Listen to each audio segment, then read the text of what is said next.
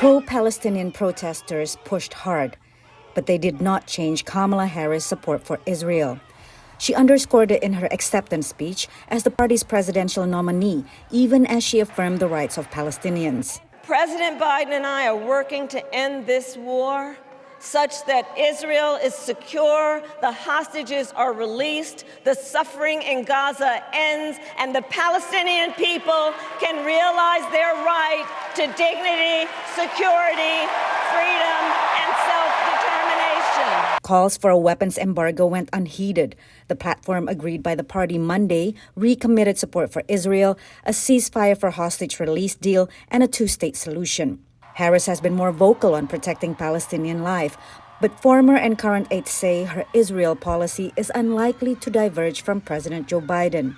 I was her national security advisor in the Senate. I know that she is a staunch supporter of the U.S.-Israel relationship because it is in our national security interest. Foreign policy is determined by much more than public opinion, even as polls show an increasing number of Americans want their leaders to reduce support for Israel. During the convention, 270 delegates demanded Harris to condition aid to Israel if she is elected. Driving this movement are the 30 uncommitted delegates who have withheld their votes for her. That is a tiny amount, less than 1%, and she was still nominated overwhelmingly. Uncommitted delegates say they're not discouraged. I've found that a lot of people are really with us on this issue, but they're don't know where to begin or how to get involved. So I'm feeling like we've already made tremendous progress. Gaza is one issue where Democrats find disagreement. Pro-Palestinian delegates were unhappy their speakers were only given an opportunity to speak on the sidelines, unlike the parents of an American hostage held by Hamas who addressed the convention.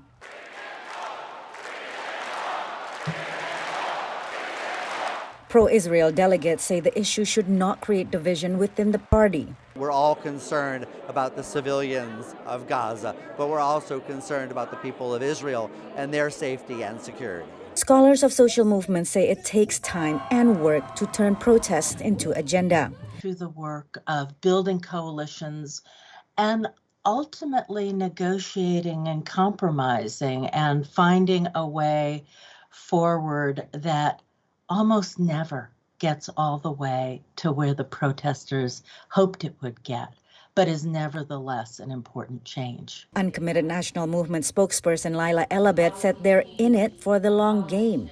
Our strategy is not to abandon the Democratic Party, but to essentially revolutionize the Democratic Party and listen to its core base. Pragmatism is key, said Minnesota Attorney General Keith Ellison, who is Muslim and sympathetic to the Palestinian cause. You need to win to have power.